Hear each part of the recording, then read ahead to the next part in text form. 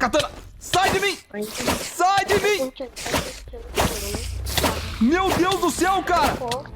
Meu Deus, é muita aranha! Eu tô preso na teia dela, galera! Eu tô preso na teia dela! Eu não consigo me mexer! Morre! Sai! Caraca, velho, ela tá em cima de mim aqui, ó! Sai! Que droga! Que merda! Não! Ai! Caraca! Vou sair, vou sair, vou sair! Ai! Droga! Droga! Droga! É muita aranha! É muita aranha! Olha isso! Elas estão me deixando lento! Meu Deus, tem até o porquinho ali! Vamos sair, vamos sair! Ela tá ali? Não, ela saiu. Ela sumiu. Ela sumiu. Graças a Deus ela sumiu. Graças a Deus ela sumiu, cara. Meu Deus do céu! Eu achei muito que eu ia morrer agora, galera. Eu achei muito que eu ia morrer agora. Cara, eu tô suando frio. Eu nunca vi um bicho tão asqueroso na minha vida. Eu nem sabia que tinha aranha daquele tamanho aqui. Meu Deus do céu, vamos voltar lá pro observatório. Vamos subir e vamos voltar pra casa avisar o Turbo. A gente já sabe por onde o nego passou e que situação que ele tá passando agora. Ah, você tá de sacanagem, cara. Você tá de sacanagem, cara. Você tá de sacanagem, cara. É só comigo mesmo que acontece essas coisas. Meu Deus do céu, olha o tamanho desse bicho. É aquele zumbi esquisito lá que tava seguindo a gente lá em cima do observatório. Mais um dele, no caso, né? O problema é que na hora que eu mato ele, ele explode, né? Então não vai ter como matar ele com a katana. Vai ter que ser só aqui, meu filho. Sai de mim! Ah, pior que ele não explodiu, não. Pior que ele não explodiu, não. Que bom, né? Enfim. Vamos lá, galera. Vamos voltar pra casa, falar com o Turbo e avisar o que tá acontecendo. E da próxima vez deixar o walkie-talkie com ele, né? Pra não precisar fazer o caminho de volta. Tá de sacanagem, velho. Não, você tá de brincadeira comigo, cara. Você tá de brincadeira comigo, galera. Meu Deus do céu, a ação não acaba, a ação não acaba, a ação não acaba, a ação não acaba! A ação não acaba, deita! Deita! Pega a 12! A 12! A 12, meu filho! Ela tá vindo! Ela tá vindo! Meu Deus do céu, não acaba nunca esse sofrimento, pai! Agora eu me ferrei, filho. Foi embora? Foi embora. Foi embora. Galera, não quero ficar mais um minuto aqui fora. Não quero ficar mais um minuto aqui fora. É impossível viver aqui, cara. Tá ficando doido. Oxi! O cara, galera! O cara! Peguei! Peguei esse safado! Peguei! Peguei nada! A 12 não chega! Galera, ele pulou de paraquedas ali, vocês viram? Vocês viram? Foi muito rápido, mas ele pulou aqui. Ele pulou aqui, galera. Cara, será que ele tava me seguindo? Nossa, cara, eu tô sem nada de munição, ó. A minha M4, ela não tá com nada. E a 12 só tem mais 6 cartuchos. E ele caiu bem aqui, ó. Ele tá por aqui, família. Cara, que susto. Agora faz sentido. Talvez a aranha nem tava me seguindo, tava seguindo ele. Eu vou atrás dele, cara. Eu vou atrás dele porque eu tô desconfiando que esse cara tá com o nego. Eu tenho certeza que ele tá com o nego. Obviamente ele tá com o nego, né? Se o mapa tava lá, naquele posto, com certeza... Ó, infectados. Infectados. Não vamos atirar, galera, pra não chamar atenção. Já vou matar ele aqui porque eu não quero ele atrás de mim. Vem pra cá, meu filho. Vem pra cá. Legal, legal, legal. Tá tranquilo. Jogar o cérebro fora e a comida. A comida já era, né? Só tem mais esse bife aqui, família. Ferrou o cara e tá lutando de infectado. Não devia ter atirado com a 12, galera. Não devia ter atirado com a 12. Eu vou ter que matar eles primeiro aqui, família. Senão eles vão vir atrás de mim e vai começar a chamar a atenção. Eu não quero isso. Legal. Pra onde que ele foi, cara? Ele pode estar em cima das árvores. A gente tem que tomar cuidado também. Ele deve ter caído aqui no meio, ó. Eu acho que ele tá sem munição, família. Por quê? Porque... além dele ter pulado e fugido... Bom, eu acho que daquela altura ali ele poderia ter atirado em mim, né? Poderia ter me pego de surpresa. E ele não pegou. Ou seja... Ó, tem uma ponte aqui. Ou seja, eu acho que ele tá sem munição, família. Sem munição. Ó, aparentemente essa estradinha vai levar a gente a algum lugar, né? Vamos ver se eu encontro ele. Eu sei. Foi uma escolha burra. Talvez a estratégia mais idiota que eu tenha tomado. Esse cara provavelmente sequestrou a metade da minha equipe, mas o que eu descobri foi mais importante. A gente estava mais perto da cidade do que eu imaginava. O Banco Central está bem aqui. Eu não conheço a cidade. Ainda mais Pela gente ter perdido o mapa. Vamos entrar nessa casa aqui. Porque eu acho que é melhor a gente ir por dentro do que ir pela rua, né? Eu acho que ir pela rua é muita burrice. Cara, eu vou fazer o seguinte, família. Eu vou entrar nessa casa aqui, olha só. Vou entrar nessa casa aqui. E o que eu vou fazer? Eu vou fazer pra gente comida. Por quê? Porque eu tô morrendo de fome. Você tá ficando maluco. Eu tenho carvão aqui, ó. Oh. Fui eu que fiz esse barulho? Agora tô preocupado.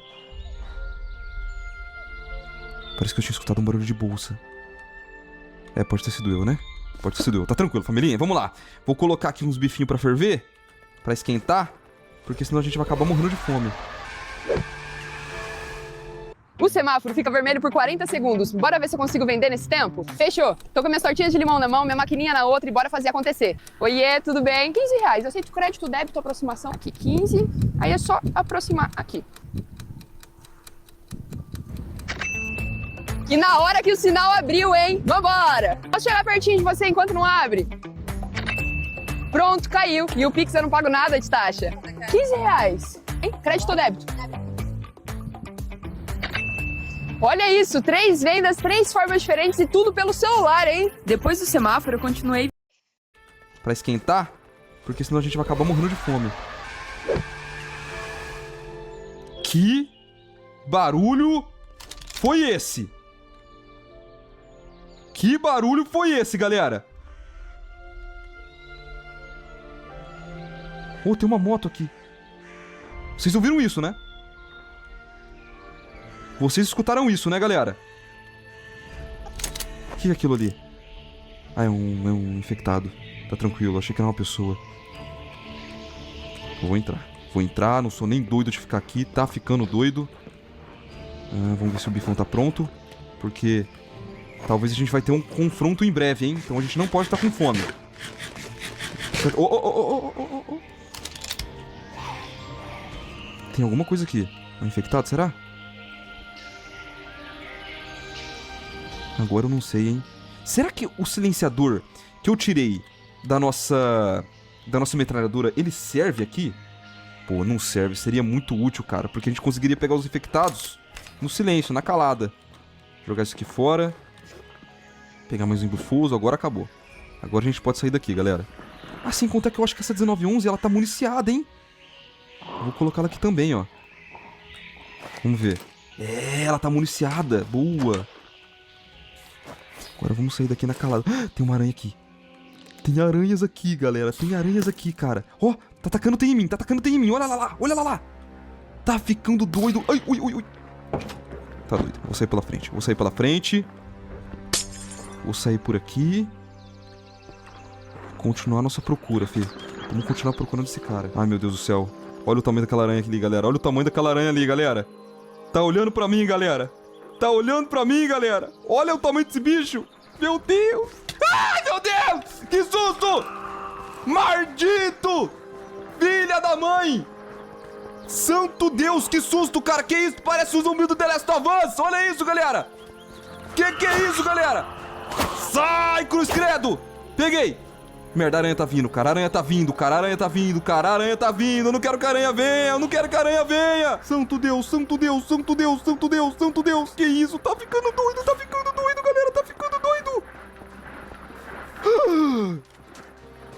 Vocês viram, né? Aquilo, né? Era um quadriciclo, galera. Aquilo ali era um quadriciclo. Cara, essa cidade é sinistra. O tanto de aranha que tem aqui é um absurdo. Imagina os outros insetos, cara. Porque até agora a gente só viu aranha. Vamos dar uma vasculhada nessa casa aqui, cara. E tomar cuidado, porque assim, né? Aquele cara lá pode estar em qualquer lugar. Sem contar o tanto de infectado que tem aqui, né, família? Vou sair pela janela aqui. Ficar esperto. Aô, tem alguém aqui? Tá tranquilo? Galera, então... Não sei se vocês perceberam. Eu fiquei assustado porque eu vi um quadriciclo. E quem tava com o raio do quadriciclo era aquele cara que tava no posto de gasolina. Tão entendendo? E esse é o grande problema, cara. Ou seja, ele tá aqui mesmo. Ele tá por aqui, familhinha. Mais exatamente ali, ó. Mais especificadamente aqui. Olha lá, o quadriciclo tá aqui, ó. O quadriciclo, eu não tô mentindo. Eu não tô delirando, galera. Tá aqui mesmo, tá nessa casa aqui, ó. Eu vou entrar lá, maluco. Eu vou entrar lá, fi. Eu não sou covarde, não fico pulando de paraquedas fugindo não, meu filho. Pra falar bem a verdade, agora eu tô com medo, hein. Pra falar bem a verdade, eu tô com medo, cara. Eu vou lá. Eu vou lá e não tô nem aí. Família, agora eu vou fazer silêncio. Porque... sem condições de falar agora. Porque vocês sabem, né? Todo mundo consegue escutar a gente. Vamos lá. Vou entrar. Ok. Tudo sob controle. Vamos lá, família. Alguém? Cara, tem alguém aqui mesmo. Tem alguém aqui, família. Tem alguém aqui. Nada no banheiro.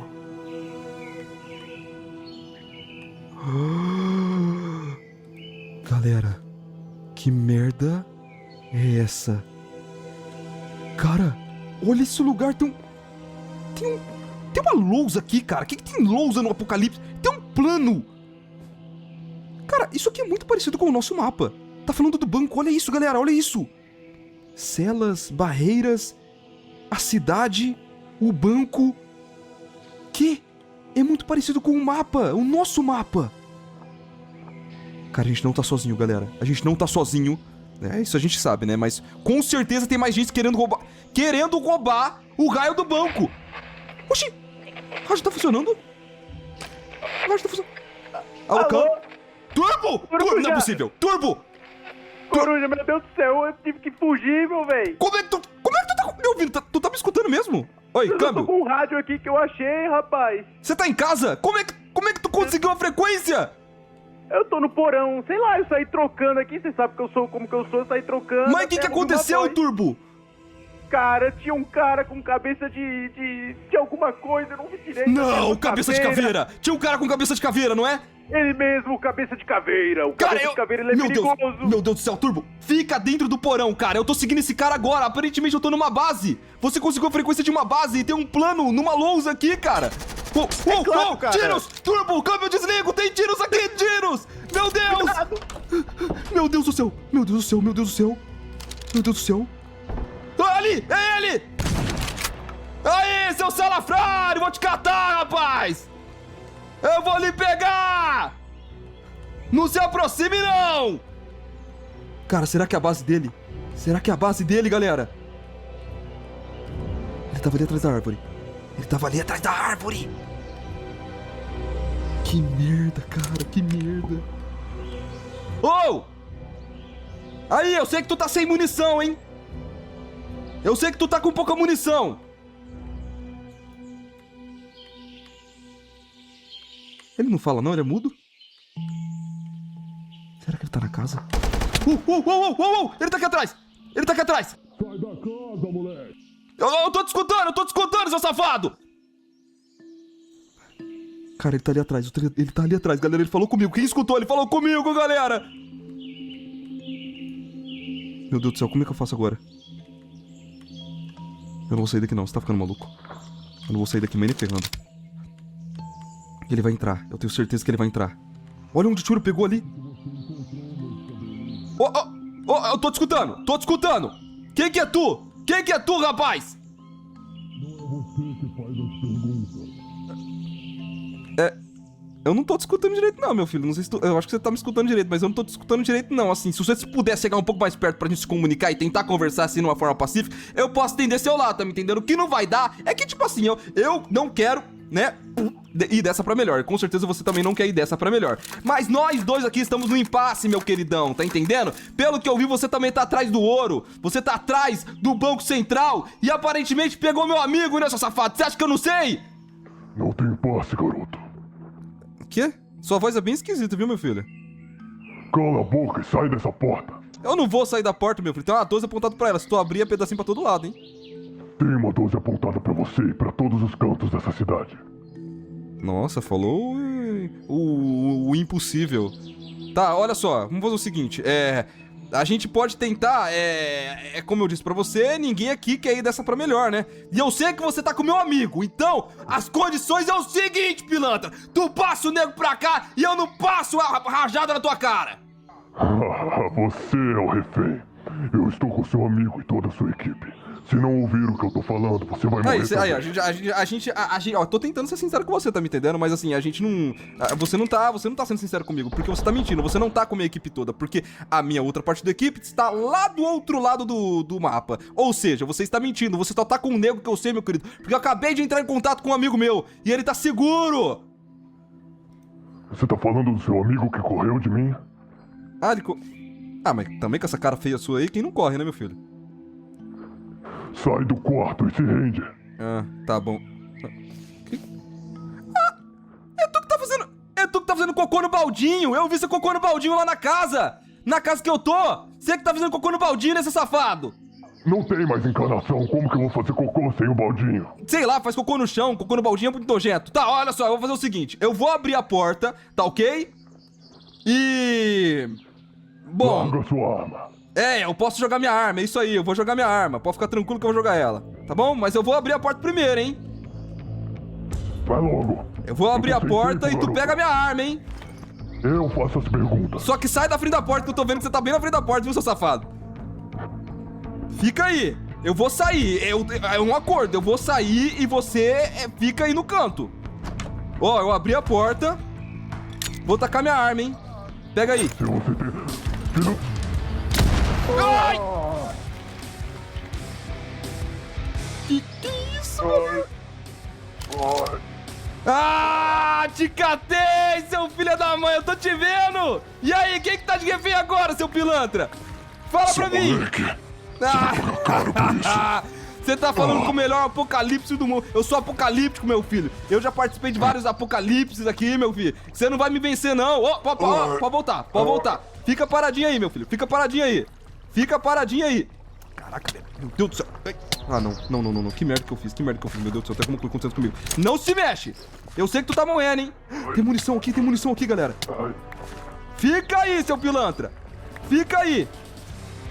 Não sai. Deixa eu carregar primeiro, galera. Deixa eu carregar primeiro. Ih, não é pra minha arma, legal. Que droga. Tô subindo, hein. Cadê tu? A minha perna. Tá se rastejando igual lagartixa, né, seu filho da mãe? Você que é um covarde. Eu falei pra você fazer a negociação. Não, peraí, o covarde aqui é você. Você mentiu pra mim e eu tenho certeza que você ia me matar. Então eu só tava me protegendo. Agora olha aqui pra mim. Olha pra mim. Tá olhando? Como que eu vou olhar? Eu tô deitado no chão. Melhor você continuar deitado aí mesmo. Cadê o nego? Que eu sei que tu tá com ele. Aquele moleque idiota vai morrer antes que você possa ver ele de novo. Tá. Você também, né? Já que não importa muito. Não. A minha equipe vai te matar se você fizer isso. Que equipe? Eu sei que tu tá sozinho. Tu faz cocô no baldinho, irmão. Quem tem equipe não faz cocô no baldinho, tá entendendo? Eu só faço cocô no baldinho porque não tem mais encarnação, seu merda. Pode ficar tranquilinha. Não se mexe, senão eu vou atrás de você. Eu sei que tu não consegue ir rápido, hein? Ih, caraca, pior que agora o rádio quebrou, né? Eu não consigo falar com o Turbo de novo. Tá, olha, é o seguinte. Se você me levar pro rádio, eu posso até consertar, mas... Você tem que me dar um kit médico. Eu não confio em tu não, meu filho. Eu vou fazer o seguinte, eu vou esperar anoitecer e eu vou lançar um sinalizador, já que eu tenho um aqui de sobra, família. Ó, olha só, tem um sinalizador aqui. E aí, eu chamo a atenção do Turbo e ele vai vir pra cá rapidinho, vai acabar com a tua raça, irmão. Vai acabar com a tua raça, porque o nego é irmão dele! Tem pessoas vigiando ele. Tem pessoas o vigiando, ele não vai conseguir sair da casa. Você quer que eu taque uma granada agora? Vai ser bem no seu cofrinho, hein? Olha, sem brincadeira. Eu não tô brincando não, é melhor tu ficar aí, viu, meu filho? Tá, beleza, família, olha só, agora ele tá incapaz de fazer qualquer coisa comigo, galera. Então eu vou esperar anoitecer e tacar esse sinalizador lá pra cima, e aí o Turbo vai vir pra cá, eu tenho certeza, filho, porque o Turbo é inteligente, ele vai escapar da sua equipe, que eu acho que é mentira, né, você tá blefando pra caramba, mas tudo bem. Enfim, vamos esperar anoitecer. No Anetasse do Mercado Livre, eu aproveitei para garantir o óleo extraordinário e o SEV. Como viajamos bastante, meu cabelo... Filho, Corujinha tá igual a Netflix. Tá complicado. Depois de um mês, o último episódio de Kaiju, família. Então deixa muito like, principalmente você que tá pela televisão. Quero ver quantas pessoas estão assistindo pela televisão. Então larga o like aí. Outra coisa, Corujinha vai começar a fazer live. Ué, Bugou? Bugou o mundo? Não é verdade. É verdade. Entra aqui, ó. Canal Coruja. Aqui não, né? Vai estar aqui nos comentários, na descrição. Você que tá pela televisão vai ser um pouco mais complicado. Faz esse esforço. A faca de Daphne. Pesquisa, né? @coruja. Você vai achar também. Vai estar sendo live lá, tá? Então fique esperto, viu, gente? Enfim, curtam aí, pega a pipoquinha, pega a coquinha e... Vapo! Vambora! Tá na hora. Tá na hora não, né? Já passou da hora. Oi, ali. Por favor, né? Aqui, ó. Essa é a Ilha da Caveira. Bom, um pequeno pedaço dela. Para ser mais específico, o pântano. Onde não vimos kaijus com frequência pela superfície. Mas isso não significa que esse lugar não é perigoso. Muito pelo contrário. Temos que tomar muito cuidado quando nós estivermos aqui.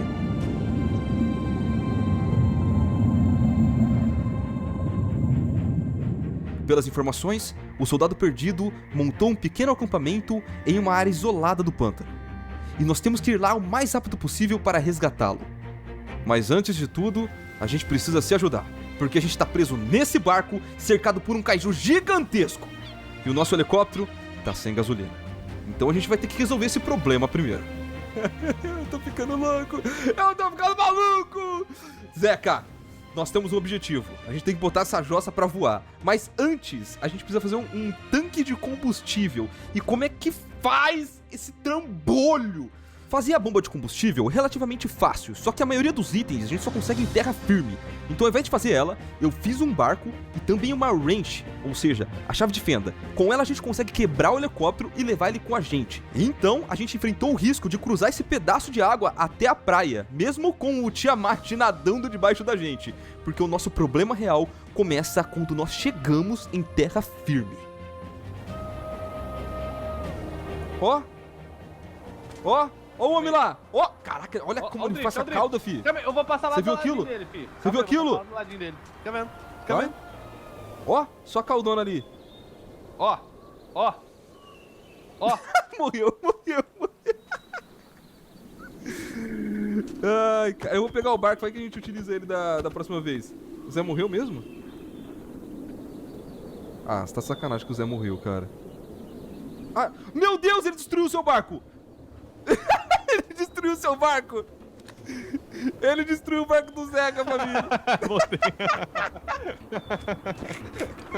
Cara, o bom por gente ser pequeno, né? Ele tá pouco se lascando pra gente, né? É, ele A só gente deu não uma pensou cardada nisso, no né, cara? meu barco ali, Dantes. Ele tá rodeando o navio e não a gente, né? Faz sentido. É, eu falei pra você que ele tava achando que era uma baleia.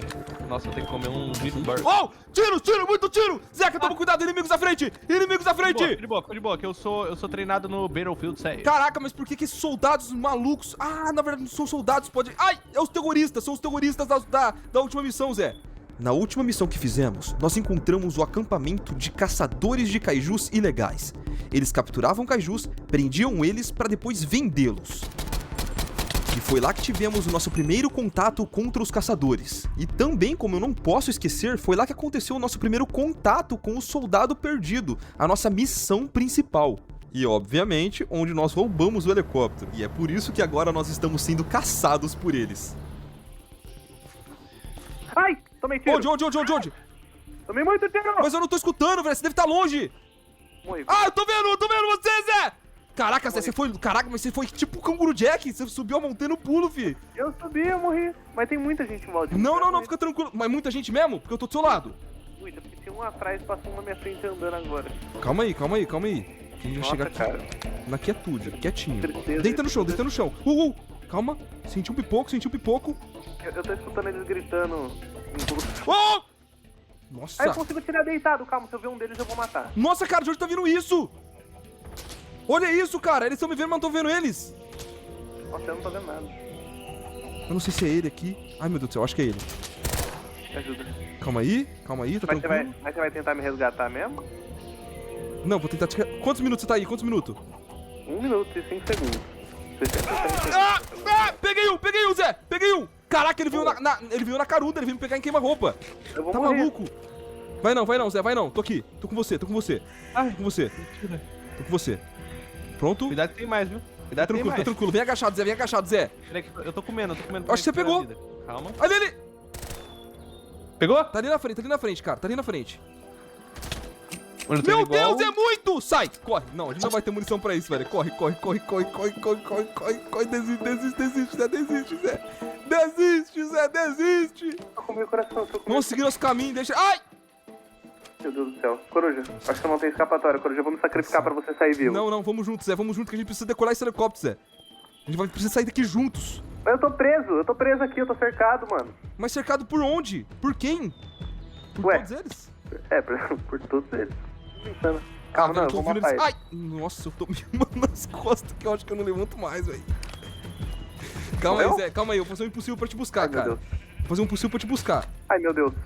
Cara, eu Tô levando tô muito com tiro. munição na pistola mesmo. Ai, que desesperador. Tem muito aí, tem muitos aí, Zé. Tem muito. Eu tô indo agachado, Zé. Tô indo Tá agachado, bem, Zé. Coruja, tô ficando revoltado. Eu vou matar tudo. Caraca, a gente tá na Ilha da Caveira e tá passando apuro com um terrorista. Isso Não, isso simplesmente aqui é... impossível. Olha isso, os tiros de onde tá vindo, cara. Qual que é o nome? Ó, eu tô te vendo, mas você tá aí embaixo ainda. Mas tá me vendo como? Quando você cai no chão, você fica brilhante. Eu acabei de E morrer. luz. Ah, eu tô com uma maçã encantada, cara. Eu vou tentar comer ela, pera aí. Vou comer ela e vou te buscar. Zé. Eu matei um deles, hein? Matou um deles? Ah, você tá aqui em cima. Tô aqui. Fica Ai, parado aí, vi. fica parado aí. Aí, Obrigado. pronto, calma. Come aí primeiro e a muito- gente sobe. Come que a gente sobe. Tá. Tô recuperando vida, Vamos lá, Pronto. vambora. O coração ainda tá pulsando, mas eu tô bem. Simbora. Tem que ser muito correndo, hein? Tem muita Vambora, gente tô mesmo. correndo, filho. Maratona de São Paulo. É o que eu tava tentando fazer, só que tem muito mesmo, cara. Vambora, se pergunta não, filho. Só corre. Ó. Ó. Ih, ó o tiro. Só corre, filho. É que nem no morro. Socorre, Zé. Peguei. Meu Deus! Ai, peguei o da esquerda e morri, cara. De novo. Caraca, mas tu me salvou. Ô, mas tem munição aqui, Zé. Aí deita pra salvar, Nossa. senão você vai morrer também. Onde ele tá? Como é que você não morreu até agora, mano? Já morri umas 15 vezes Pô, já. fui bom, hein? Pega a munição. Ah, eu tô com a maçã dourada. Ah, faz sentido. Tô com munição. Nossa, eu peguei uma R-Zona com uma luneta. Ah lá, aqui, pega filho. ele, pega um Nossa, aqui também, todo mundo. E a gente acaba com eles. Vou matar todo mundo agora. Tô vendo eles ali. Calma que eu tô vendo eles ali. Pera aí. Eu não tô vendo ninguém, tô Nossa, tomando meu muito Deus do céu, tiro. Meu Deus do céu. Meu Deus. Tem mais Caraca, embaixo. velho. Morremos. Sai daí, Zé, sai daí. Meu Deus. Peguei um. Peguei, Cara, eu peguei não sei como eu também. peguei, eu peguei. Não sei como eu peguei, Pô, mas eu tô me peguei. sentindo no Battlefield. Eu tô me sentindo no Battlefield, não tô me sentindo na ilha dos Kaijus, na ilha da caveira. Tá Nossa, maluco? tem um ali escondido no meio da mata, olha. Meu Deus do Peguei céu, mais meu um. Deus do céu. Peguei mais um. Peguei Boa, mais um. boa. Caraca, que loucura, galera. Meu Deus do céu. Tá, tem os de cima ainda, tá? Eu tenho mais 4 balas dessa arma, eu vou... Meu Deus! Não acaba nunca! Aonde, Zé? Aonde? Ixi, agora eu nem vi. Pera. Nossa. Eu vi. Nossa, isso. Ó, você consegue me ressuscitar de trás dessa árvore aqui, ó. Tá vendo? Tô vendo ele. Nossa, ele tá tentando finalizar, eu juro pra você. Peguei. Ele deu mais tiro em mim. Peguei. Calma. De trás dessa árvore. Isso. Vem. Calma. Tudo sob Vem. controle, Zé. Tudo sob controle. Ai, tem um subindo ali em cima! Meu Deus! Não acaba nunca! Morre não. Tô bem. Nossa. Tá, calma. Eu vou botar a cara e vou Tô matar. com 2 corações, Nossa, tô vendo, velho. ele tá lá em cima. Peguei. Pegou, boa. Mano, a gente tá preso, a gente vai morrer aqui, cara. A Eu tô gente vai falando morrer, com você, galera! irmão. Calma. Não, Ó. cara, a gente tem que realizar a missão, a gente tem que cumprir a missão, Zé! Tá olhando no meu olho, Zé! Olha no meu olho, Zé! Olha no meu olho aqui, Zé! Agora tô indo. Nós Quer temos que saber? cumprir essa missão, Zé, tem que resgatar esse soldado, Zé! Você já assistiu Predador? Nossa, eu tô me sentindo o predado. Não, eu vou pegar eles na peixeira. Igual o Predador, filho. Zé, Eu vou pegar eles na peixeira. Você vai Não, já morrer fui aí, já. Zé. Já fui já. Ah, meu Deus do céu. Agora é no parkour, filho. O que é Agora isso aqui? fiquei com Ração raiva. militar? Eu acho que eu consigo comer isso aqui, não consigo? Ai, graças a peixeira, Deus. Graças a Deus. Ó, já tô vendo tiro já.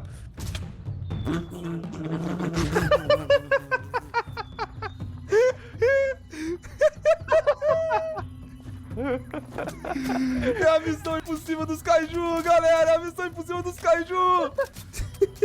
Literalmente a missão impossível dos Kaijus, cara. Vocês não têm noção o trampo que deu pra gente sair dali, família. Que povinho insuportável. Pegar na soquinha, Zé. Vocês querem com anime, hein? Ah! Morre! Pega, Zé! Morre! Matou! Mas a gente conseguiu. Conseguimos sair dali e incrivelmente reencontramos a base. Aquela base antiga que os cientistas que estudavam... Eu acho que eu vou ir. O que é isso? Bum! O soco acerta em cheio e amassa as bochechas dela, fazendo a Anja coelhinha da neve cambalear pra trás. Ela nem consegue processar isso. Um humano acabou de acertá-la. Antes que ela consiga dizer qualquer coisa, ela cai de joelhos, confusa, com sangue angelical escorrendo do nariz. Então ela se vira pra matar o desgraçado. Mas o nosso garoto desaparece. Surge atrás dela, agarra as asas com toda a força das mãos e começa a puxar. A Anja Albina grita para ele parar com isso, mas, frio como pedra, ele simplesmente continua arrancando aquilo de dentro dela. E antes que ela possa fazer qualquer coisa, ele arranca a asa das costas dela e ainda diz pra garota que ela é chorona demais.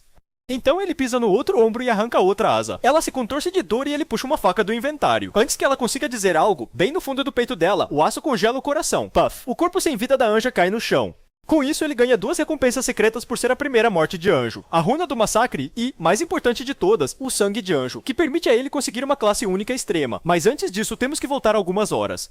É véspera de ano novo, um enorme evento de contagem regressiva na cidade. 10.000 pessoas na praça, fogos prontos, bebidas na mão. O futuro gangster Wang Yunmin está no meio da multidão contando pros amigos que o grande plano dele depois da formatura é virar bandido. Os amigos dele chamam isso de loucura. Aí eles mencionam o garoto que ele adora zoar. Aquele cara quieto e sombrio da sala. Wang diz que a formatura não vai parar ele. Vai continuar batendo naquele perdedor pelo tempo que quiser. Um dos amigos toca no ombro dele e aponta. O garoto que sofria bullying está bem ali. A contagem chega em 5. O garoto que sofria bullying, o nosso Ryu-Min, tá olhando fixamente para Huang. Então ele começa a brilhar em azul. Ninguém entende o que tá acontecendo. Na cabeça dele, o nosso garoto tá pensando. Voltei de novo. Rodada 1. Dia 1. Última tentativa de 100 regressões. Esse é o loop final. O relógio bate e então uma voz corta a praça inteira. Humanos são engraçados, comemorando sem saber o que tá por vir. Uma anja desce, assas, auréola, o pacote completo. A multidão acha que isso faz parte do show. Um cara bêbado grita algo rude pra ela. Ela se irrita e estala os dedos. A cabeça dele explode na frente dos amigos. Então ela faz um discurso que o nosso garoto já ouviu 99 vezes. Ela diz que eles devem estar confusos. Criaturas inúteis como eles nunca poderiam entender o que tá acontecendo. Depois ela diz que vai explicar de forma simples e manda prestarem atenção. O protagonista já está de saco cheio de ouvir o mesmo discurso de novo. A anja começa. Por 20 rodadas, no primeiro dia de cada mês, os humanos serão enviados em forma espiritual para outra dimensão para jogar um jogo. Lá, eles receberão uma tarefa, cumprir a missão. Se conseguirem, voltam para a realidade com uma recompensa. Alguém pensa, em silêncio, que talvez possam sobreviver se concluírem a missão, mas a anja corta isso. Nem todo mundo que passar vai continuar vivo. Só metade dos participantes que tiverem sucesso vai sobreviver. Mesmo assim, ela diz que não vai levar todo mundo. A multidão fica em silêncio, chocada demais para reagir. Ela explica que só pessoas entre 15 e 29 anos do mundo inteiro estão sendo levadas. O protagonista se lembra da primeira vez. Ele nunca imaginou que teria que reviver isso 100 vezes. Um homem com mais de 29 anos suspira aliviado, achando que está seguro. Um dos amigos de Huang agarra ele e rebate, perguntando como ele pode ficar feliz quando o resto deles pode morrer. Preocupado, Yang Choi-wen manda ele acordar. Ele não acabou de ver a cabeça de alguém explodir? A anja diz que deve haver cerca de 1,8 bilhão de participantes no total. Com a explicação básica terminada, ela diz que é hora de começar. Os espíritos deles são puxados para um vazio, e ela continua falando. Agora eles estão num lugar onde não conseguem ver uns aos outros. Antes do jogo começar, eles precisam criar um corpo espiritual. Ela chama isso de personalização pessoal. Então eles devem escolher com cuidado. O protagonista decide fazer o que sempre faz, usar o apelido Black Sky. Depois disso, ele aparece no campo, e essa já é a Senpai Dodgeball dele. Ele usa essa mesma forma desde a simultânea tentativa, e agora ela já parece seu corpo real. Um por um, os outros jogadores terminam de se personalizar e chegam. Olhando em volta, ele vê que a maioria se deixou mais bonita ou mais estilosa do que antes. Como sempre, todo mundo quer parecer atraente. Mas isso é um erro. Esse mundo é sobre sobreviver. Se destacar demais faz de você um alvo. Se morrer aqui, morre no mundo real também. Ele deixa isso de lado. Está quase na hora. Então ele nota Yang Choi-wen, que mais uma vez escolheu um corpo musculoso. A anja volta e diz que todo mundo parece feliz com os novos avatares, embora ela prefira vê-los com medo. Ela menciona os 1,4 bilhão no total. Um cara diz que não parece ter tanta gente ali. A anja suspira, enojada com quão idiotas os humanos são. Ela explica que aquele não é o único espaço, as pessoas estão espalhadas por vários planos com outros anjos, então devem cuidar do próprio. Então ela diz que vai explicar a próxima parte da forma mais simples possível. Primeiro ela manda todos pensarem numa janela de status, e o protagonista abre a dele. Ryu-Min, apelido Black Scythe. Iniciante, nível 1, sem classe, sem título. 3 pretos de 33 pontos de atributo. Sem habilidades, sem runas. Ele olha pro próprio status e solta um suspiro. A anja diz que qualquer um que já jogou videogame já deve entender o quão fracos eles estão agora, mas eles podem ficar mais fortes, e se sobreviverem até a rodada 20, não vão só escapar do jogo, também vão ganhar um desejo. As pessoas ao redor não conseguem acreditar. Um desejo parece impossível, mas antes elas têm que sobreviver. Ignorando o burburinho, ela manda abrir o inventário porque deixou um presente. O gangster confere o dele e encontra um fragmento de runa aleatório. A anja diz que é um item de uso único, utilizável só no nível 1, e é o único item inicial que eles vão receber. O gangster usa o fragmento e fica impressionado com o que recebeu.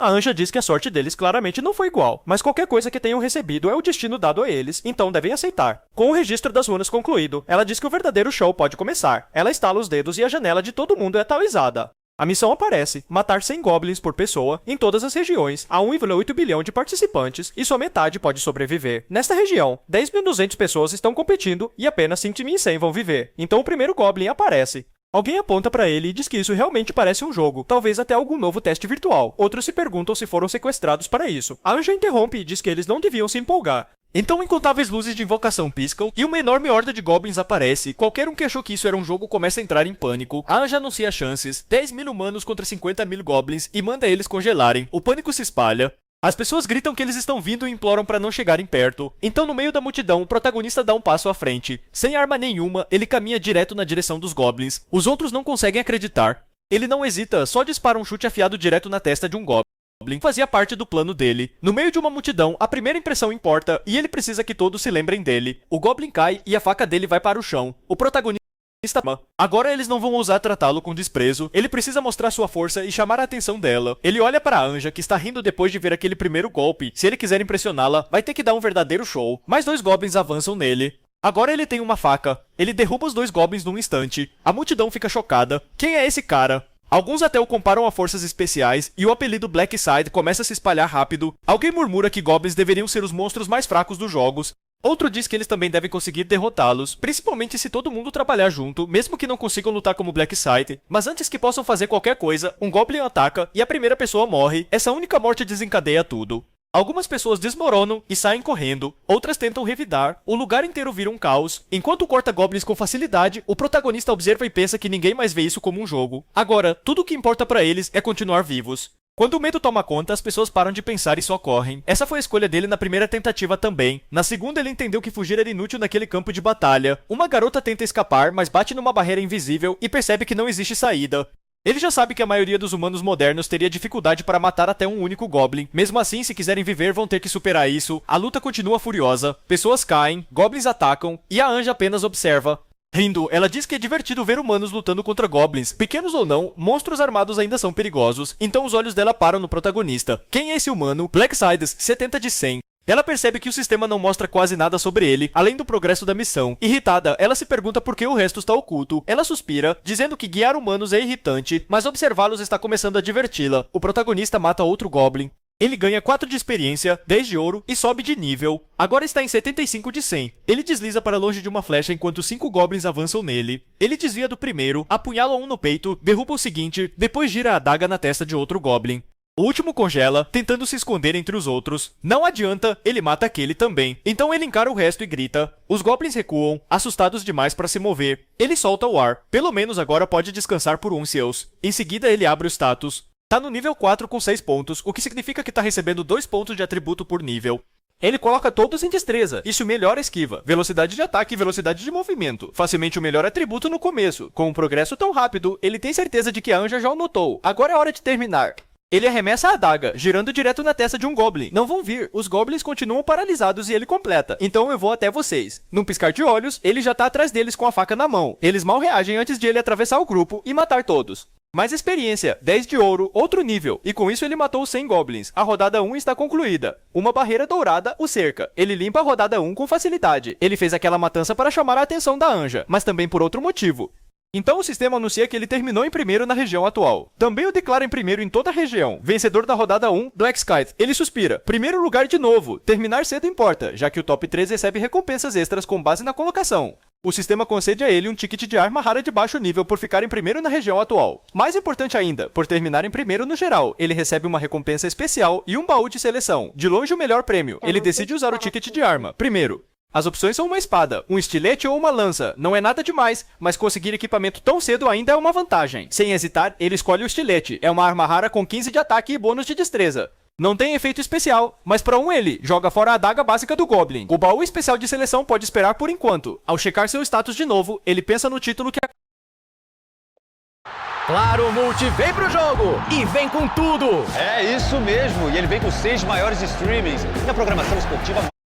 Quando este irmão e irmã estavam prestes a sair para um encontro, um caçador os parou e matou o garoto na hora. Mas por algum motivo, o menino se regenerou e voltou à vida. o caçador estava ali para testar suas habilidades regenerativas, sabe? Por causa disso, ele continuou matando os dois irmãos repetidamente, sem parar. E cada vez que morriam e se regeneravam, o caçador ganhava pontos de experiência que o ajudavam a subir de nível. Isso durou alguns anos, depois que ele os sequestrou e trancou no porão. Ele não era o único a eliminar esses irmãos para subir de nível, não. Ele criou uma guilda com os 5 caçadores mais fortes, e todos eles usavam os irmãos para evoluir e se tornarem os caçadores de rank mais poderosos do país. Cada um tinha seu método claro. E alguns desses caras foram além de simplesmente eliminá-los, viu? Mas os irmãos pertencem a uma espécie imortal e podem se regenerar infinitamente. Então, eles tiveram que suportar a dor de morrer e reviver, de novo e de novo. Um dia, os caçadores deixaram o porão sem trancá-los na jaula, achando que estavam fracos demais para se mover e só se regenerariam se morressem. Naquele dia, esses caçadores tiveram que ir para longe a negócios. Afinal, eram os famosos caçadores mais fortes que derrotaram o demônio de rank Ace. No entanto, um deles ficou para trás, querendo farmar mais alguns níveis usando os irmãos. Enquanto isso, no porão, o irmão ainda estava preso ao chão. O coração da garota estava em pedaços. Aqueles caras tinham usado cada pedacinho do corpo dela, que horror. Para tentar se purificar, ela pensou que se destruísse o próprio corpo e se regenerasse, talvez se sentisse melhor. Para libertar o irmão, ela cortou as partes que o prendiam ao chão. Então, precisando ativar a regeneração dele, ela o atingiu bem no coração. Ao eliminar o irmão, a garota subiu de nível. Era algo que ela nunca tinha pensado, veja só. Aqueles caras faziam isso há tanto tempo, e foi assim que ficaram tão fortes. Os olhos dela se encheram de pura malícia, uma coisa horrível. Os dois precisavam de vingança, e mesmo que isso significasse cometer o mesmo pecado, ela faria. O irmão entendeu exatamente o que ela queria dizer e respondeu: "Faça agora." Naquele lugar escuro e congelante, eles se mataram milhares de vezes, quase chegando a 1 milhão, acredite. Agora, eles estavam em outro patamar, um nível totalmente diferente. Quando o caçador chegou ao porão, pronto para brincar, viu algo aterrorizante. Os dois estavam evoluindo juntos. Ele gritou que só ele tinha permissão para fazer aquilo, e num piscar de olhos, quando os irmãos se regeneraram, seus corpos estavam poderosos, uma força incrível. Aquele olhar de fracotes indefesos tinha sumido. Agora eram lobos ferozes, prontos para atacar. Ele até caiu para trás de medo, mas então se lembrou que era um rank o orgulho do país, pô. Então, ele soltou sua besta mágica para lutar, sem pensar duas vezes. O garoto já tinha visto isso antes e estava confiante, pode crer. Ele empurrou a irmã para o lado e disse para ela ver como eles tinham mudado. Sua postura agora era fria como gelo. Nem mesmo o olhar feroz de um dragão poderia intimidá-lo mais, de jeito nenhum. Mesmo mais forte, a garota ainda estava assustada depois de tudo que fizeram com ela. Então, o irmão a protegeu como um cavaleiro, um verdadeiro herói. A luta entre um rank e um imortal recém-evoluído foi brutal. Força e experiência de combate simplesmente não eram o bastante não. Quando o Saruto drenou completamente a energia do rank S, ele disse: "Você vai pagar da pior forma possível, pode ter certeza." Muitas horas se passaram. O irmão destruiu e regenerou o corpo do rank S dezenas de vezes para fazê-lo sentir o que eles sentiram por anos, uma tortura sem fim. Quando os outros caçadores voltaram, viram um membro da guilda amarrado ao teto do porão, com o corpo completamente destruído. Ele estava vivo, mas nem magia de cura poderia salvá-lo. O líder dos caçadores então pôs fim ao sofrimento do amigo e o cortou em 2, sem hesitar. Chikara estava furioso, mas Haruto explicou que não podiam salvá-lo e que aquilo foi para acabar com seu sofrimento. Agora, a prioridade era se vingar e fazer aqueles dois pagarem por essa injustiça, custe o que custar. Enquanto isso, Shin e Minori fugiam pela floresta à noite, até que a irmã mais nova não aguentou mais, sentindo uma dor intensa nas pernas, coitada. Os dois decidem descansar um pouco, e a realidade de que finalmente escaparam começa a cair a ficha, sabe? Shin acaricia suavemente o cabelo de Minori. Depois de sobreviverem àquele inferno, ele promete protegê-la, custe o que custar. De repente, a garota adormece no colo do irmão, que sabe que ela está exausta. Ele decide ficar acordado e alerta, pois não sabe quando a guilda virá atrás deles. No entanto, o sono começa a vencê-lo, e ele luta para se manter acordado, sabendo que não pode de jeito nenhum adormecer. De repente, Shin nota 2 pessoas correndo na floresta e acorda num sobressalto com uma descarga de adrenalina. Ele sente a presença inconfundível de malícia, a mesma daqueles que o torturaram por anos. Acreditando que Minori estaria segura ali, ele parte em alta velocidade atrás dos agressores, sem pensar duas vezes. Ele segue a fonte daquela malícia até chegar a uma casa no meio da floresta, imaginando que logo notariam sua presença. De repente, um homem surge das sombras atrás dele e o esfaqueia no pescoço. Um ataque covarde. Um grupo de pessoas estranhas aparece entre os galhos, cercando-o. Ele se pergunta quem são esses homens, pois nunca os tinha visto antes, que coisa. Os atacantes o cercam por todos os lados, deixando-o encurralado. Eles sabem que ele é o homem que procuravam, mas se lembram que havia também uma mulher, e isso é um problema. 500 milhões só para sequestrar uma pessoa? Na cabeça deles seria um trabalho fácil, moleza. A maga do grupo lança um feitiço de força em seus colegas, empoderando-os. Animado com seu novo poder, o primeiro deles atinge Shin, achando a tarefa fácil demais ao ver o jovem cair no chão com os ossos aparentemente quebrados. Que ingenuidade. Então Shin simplesmente encaixa o osso do pescoço de volta no lugar, deixando todos em choque, pois sabiam que ele já deveria estar morto, né? Ele pergunta se são subordinados da guilda. mas vendo que não respondem, decide que não importa quem sejam, de verdade. De repente, ele some e reaparece para atacar pelos flancos, atingindo um dos inimigos de surpresa com um soco no estômago, um golpe certeiro. Para ele, qualquer um que direcione malícia em sua direção, não importa quem seja, se torna seu inimigo, sem exceção. Dois homens avançam e conseguem arrancar seu braço, que coisa. Shin, no entanto, pega o próprio membro decepado e o arremessa, acertando um soco no rosto do alvo. Enquanto derruba um, seu braço se regenera, e ele imediatamente prepara um ataque a outro inimigo, desferindo um soco poderoso com o braço recém-formado, uma cena impressionante. Depois de derrubar os três, ele percebe que só sobrou a maga com o cajado. Ela está visivelmente assustada com a força dele e lança um feitiço chamado Luz Púrpura, atingindo-o em cheio. Não importa o quão forte ele seja, não consegue evitar o impacto do raio mágico, é impressionante. No entanto, para a surpresa dela, Shin se levanta logo em seguida, sem um único arranhão inacreditável. Em choque com a regeneração dele, a maga começa a lançar mais feitiços, disparando mais raios púrpuras, mas ele continua se levantando, imune ao dano sem se abalar. No momento em que ela tenta fugir, ele não permite de jeito nenhum. Shin vai atrás dela, e depois de pendurar todos os inimigos nas árvores, ele rouba as roupas de um deles, que esperto. Ele decidiu poupar suas vidas, e então retorna para cuidar da irmã, que é sua prioridade. Ele pede desculpas por tê-la acordado. Minori pergunta onde ele conseguiu aquelas roupas. Shin mente, dizendo que uma pessoa gentil as deu a ele, e a irmã fica feliz. Que fofo. Ele também trouxe roupas para ela, e ela fica super animada. Uma gracinha. Agora que trocaram de roupa, decidem seguir em frente pela estrada de terra. Os irmãos imortais continuam sua jornada rumo à liberdade, sem olhar para trás. Shin acreditava que se fossem um pouco mais longe, a guilda não conseguiria encontrá-los de jeito nenhum. Eles decidiram descansar debaixo de uma cachoeira e fizeram uma fogueira atrás da água que caía. Ele havia trazido comida para os dois e assim puderam recuperar as forças. Que bom. Os mercenários carregavam armas e rações de emergência que ele tinha pego, claro. No entanto, eles não tinham nenhuma informação útil, nada de valor. Shin disse à irmã que iria à torre para coletar informações e conseguir alguns suprimentos básicos, pedindo a Minori para se esconder bem. Quando chegou à cidade, ficou impressionado com o quão tecnológico tudo era. Uma loucura. Ele vendeu um equipamento que rendeu uma grande soma de dinheiro, permitindo-lhe comprar muitos suprimentos. Maravilha. Com o dinheiro que ganhou, finalmente pôde alimentar a irmã. Ele se perguntava o que fazer em seguida. Afinal, Abe tinha sido o mais fraco deles e os outros eram muito mais monstruosos, um perigo real. Ele precisava encontrar as fraquezas deles para garantir que poderia arrastá-los todos para o inferno sem dó nem piedade. No céu, ele viu um dirigível transmitindo a notícia de que o caçador rank Ace, Abe Tahou, havia morrido. Kira falava ao vivo dizendo que seu amigo, que sempre os ajudou, tinha sido brutalmente torturado e assassinado. Uma tragédia. Ele declarou que jamais perdoariam aqueles que tiraram a vida dele, de jeito nenhum. Em seguida, mostrou os rostos de Kiryu, Shin e Minori na transmissão para incitar a indignação pública. Agora ele entendeu. Os inimigos de antes tinham sido contratados para sequestrá-los, que sacanagem. Durante a transmissão, Haruto se dirigiu a Shin diretamente, dizendo que ele enfrentaria as consequências e que era inútil se esconder, pois o encontrariam, não importa onde. A notícia causou um alvoroço massivo entre a população, que agora queria ver os dois irmãos eliminados para vingar Abe. Uma loucura total. Eles não perdoariam os criminosos que mataram seu herói, de jeito nenhum. Shin percebeu que Kira estava escondendo seus próprios crimes e sentiu o dever de arrastá-lo para o submundo, sem piedade. A cena mudou para o passado. Alguns dias antes dos irmãos Kiryu conseguirem escapar, uma reviravolta. Chikara estava socando um homem por não trazer nenhuma informação decente, chamando-o de inútil, um verdadeiro fracasso. Aya disse que já tinham subido de nível o suficiente e não precisavam mais disso. Seiya estava profundamente preocupado que o que fizeram com os irmãos Kiryu fosse exposto, um problemão. Haruto o acalmou, dizendo que faria o mundo vê-los como criminosos hediondos para evitar que isso acontecesse. Uma estratégia e tanto. Ele sabia que ninguém acreditaria nas palavras de fugitivos com uma recompensa de 500 milhões na cabeça. Kongu interpretou isso como um plano para deixá-los escapar vivos depois do que fizeram com Taru. Que absurdo. Indignado, ele disse que não podia perdoá-los por torturar seu camarada, Abe, de jeito nenhum. Ele queria ter certeza de que os capturaria e lhes mostraria um inferno que nunca tinham visto antes, uma vingança terrível. Aya entendeu como ele se sentia, mas observou que Taru era o mais fraco entre eles, por isso foi o alvo, uma pena. Enfurecido, Kongu tentou socar a maga por falar mal do camarada caído, mas restrições mágicas se materializaram para conter seu golpe. Que situação. Welcome to Crime City, an open-world urban experience. Do you think there are any equal opportunities here? Wrong! There are only rules made. Se materializaram para conter seu golpe. Que situação. A maga que lançou o feitiço disse para ele se acalmar, pois não acreditava que os irmãos representassem uma ameaça real para eles, de verdade. Para Kongu, no entanto, era uma questão de vingança, não de medo, pode ter certeza. A discussão terminou quando Kira os interrompeu. Havia uma mensagem escrita no fluido vital de Teru. Dizia que eles os eliminariam todos, o que significava que os irmãos ainda os viam como alvos, um perigo iminente.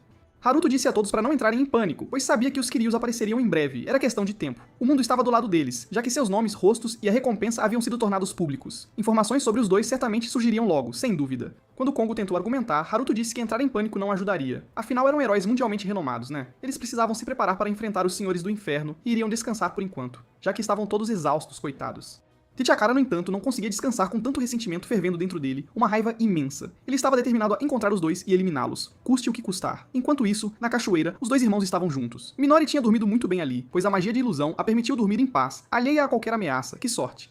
Depois de descansar, sabiam que era hora de partir, pois era perigoso ficar no mesmo lugar por muito tempo, um risco desnecessário. Ele avisou Minori que agora eram criminosos, seus rostos conhecidos em todas as cidades, e que precisavam ter muito cuidado de verdade. Então ele teve a ideia de usar máscaras para esconder seus rostos, mesmo que isso obstruísse um pouco a visão, um pequeno sacrifício. Os irmãos Kiryu colocaram as máscaras e notaram que funcionavam bem, mesmo que encontrassem inimigos, o que era ótimo. Enquanto saíam, Minori perguntou a Shin se tinham um destino, e o irmão confirmou que havia preparado sim. Eles iriam para uma masmorra, um reino separado do mundo real e escondido atrás de um portão, onde as leis do mundo comum não se aplicavam, um lugar misterioso. Era um lugar onde pessoas normais não tinham permissão para entrar de jeito nenhum. O terreno da masmorra era difícil de atravessar, mas ao mesmo tempo, perfeito para se esconder. De acordo com o guia que ele comprou na cidade, havia um pântano venenoso no topo da montanha. Que perigo! Sendo uma área perigosa, caçadores raramente iriam lá procurá-los, tornando a base perfeita, uma sacada genial. Logo, eles encontraram o portão místico da região. Não importa o que acontecesse, eles ficariam juntos, sempre. De mãos dadas, pularam no portal rumo ao desconhecido. Ao chegarem, ficaram surpresos ao ver que o pântano realmente parecia venenoso, uma visão assustadora. Mesmo sendo um lugar onde ninguém mais podia entrar por causa do veneno, decidiram não baixar a guarda, de jeito nenhum. Afinal, um caçador poderia usar uma poção de imunidade a veneno e tentar capturá-los, um risco real. Naquele momento, ele pisou numa armadilha de planta que perfurou seu cérebro, que susto. Ele imediatamente avisou a irmã que, se ela pisasse nas vinhas, sementes seriam disparadas, pois o lugar estava cheio de armadilhas, um perigo constante. Assim que ela entendeu que não podiam relaxar, apontou para algo logo à frente, com medo. Ao verem um lobo branco gigante e um lobo preto gigante, os irmãos ficaram em choque, paralisados. Ele disse à irmã para não se preocupar com os monstros, pois ele cuidaria disso, sem problemas. Correu em direção às criaturas e pulou alto para subir nas costas dos lobos, desferindo um soco de força esmagadora, que facilmente estraçalhou o lobo preto.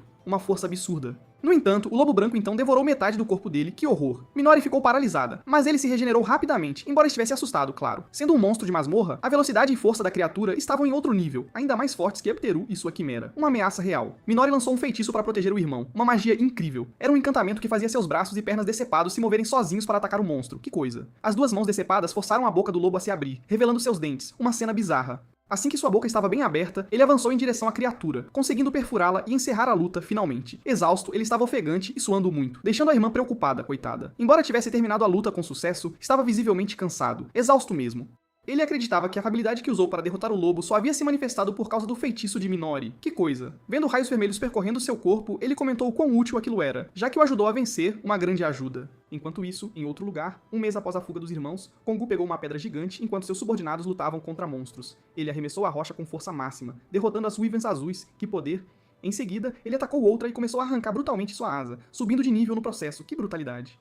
Como esperado de Kongu, ele derrubou as Wyverns com extrema facilidade, sem suar a camisa. Mais tarde, em uma caverna enquanto comia, Kongu perguntou onde estavam os irmãos. Seus homens disseram para ele não se apressar, pois rumores diziam que todos os caçadores os procuravam desesperadamente por causa da recompensa. Uma loucura. Um dos subordinados então disse algo mais importante, algo que chamou a atenção. Ele tinha ouvido de um amigo que o garoto agora usava uma máscara. Há alguns dias, esse amigo que foi limpar a masmorra venenosa, viu Kiryushin derrotar uma cobra venenosa com as próprias mãos. Inacreditável.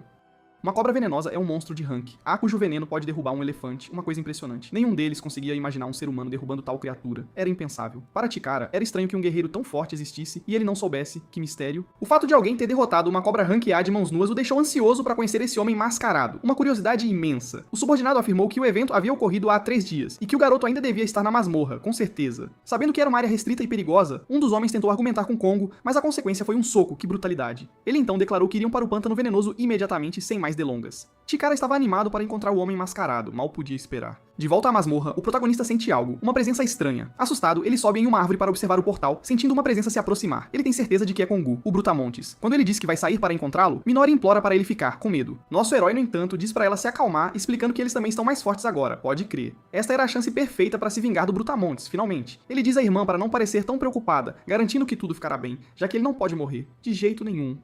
Ainda assim, Minori o incita a ter cuidado, apontando que apesar de sua imortalidade, Kongu é mais forte que Abe, um perigo real. Ela então usa seu encantamento para aumentar a força do irmão, e ele dispara, sem hesitar. Ele se move furtivamente entre as árvores, ativando um feitiço para expandir seu campo de visão, que esperto. Ele finalmente localiza seu alvo, Kongu, o grandalhão. Ele está perto da entrada do pântano, claramente esperando que ele se aproxime. Uma armadilha. Avistando um javali venenoso por perto, o protagonista decide usá-lo para sua armadilha. Que ideia genial. Ele corta o próprio dedo com uma faca e lança um feitiço de ilusão e hipnose na criatura. Em seguida, comanda o javali a correr em direção a uma horda de outros javalis venenosos, atraindo-os para sua armadilha. Um plano perfeito. Ao ver o rebanho de javalis correndo em direção a eles, Kongu e seus capangas consideram aquilo um aquecimento perfeito, moleza.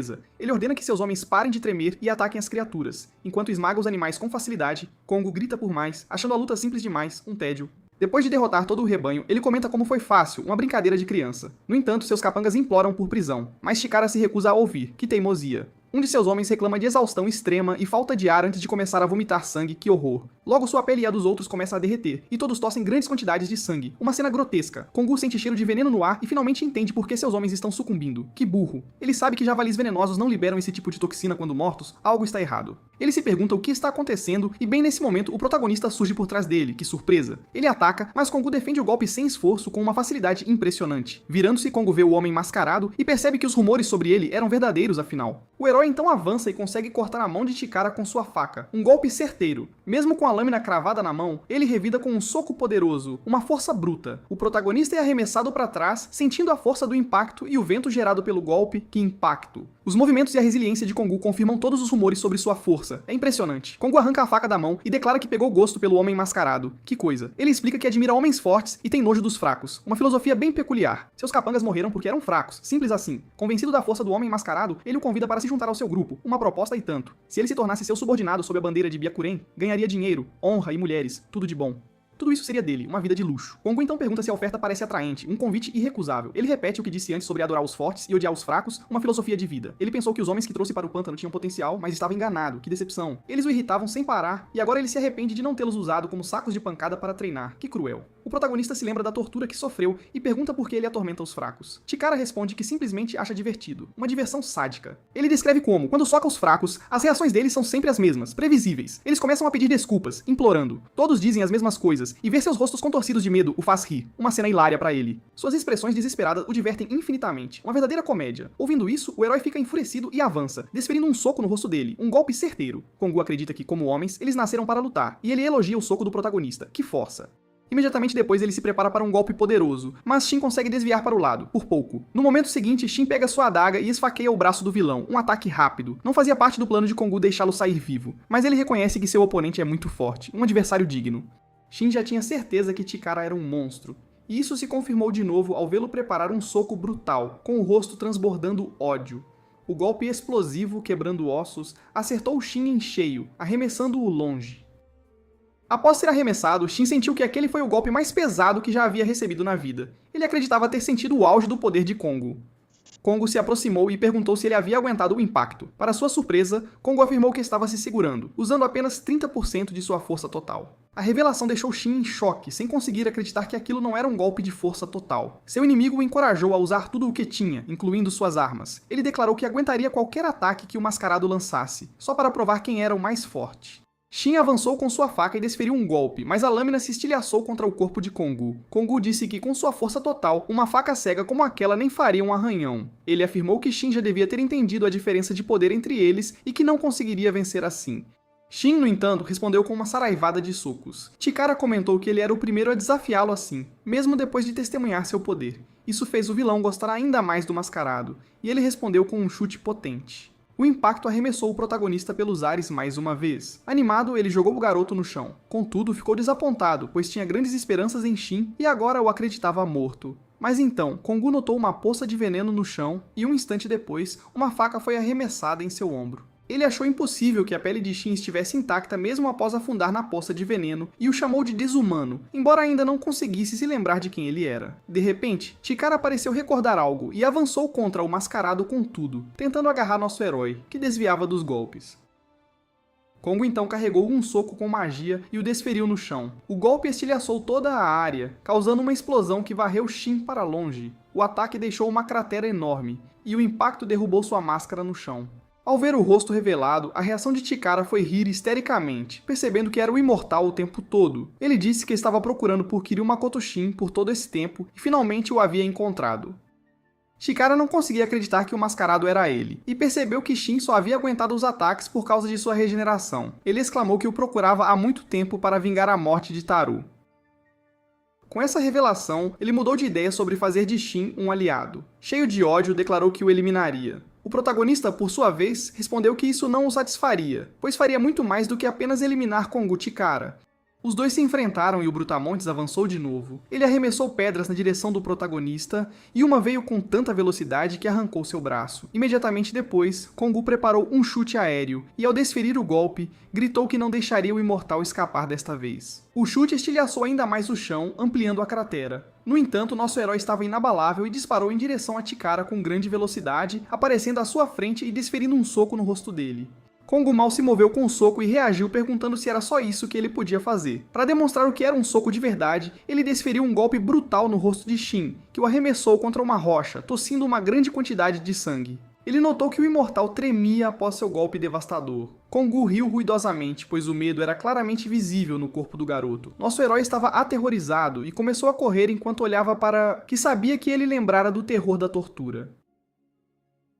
Makoto correu desesperado, o gigante o seguindo a passos lentos. O imortal gritou e seu braço decepado no chão voou em direção ao alvo. Sem nem olhar, o vilão destruiu o braço e sentiu a magia. Shin tentava uma trapaça. Com arrogância, o inimigo disse que não seria vencido por algo tão trivial. Em seguida, desferiu outro chute poderoso na barriga do garoto, todo cheio de superioridade, depois pisou em sua cabeça e perguntou como o menino ficou tão forte tão rápido.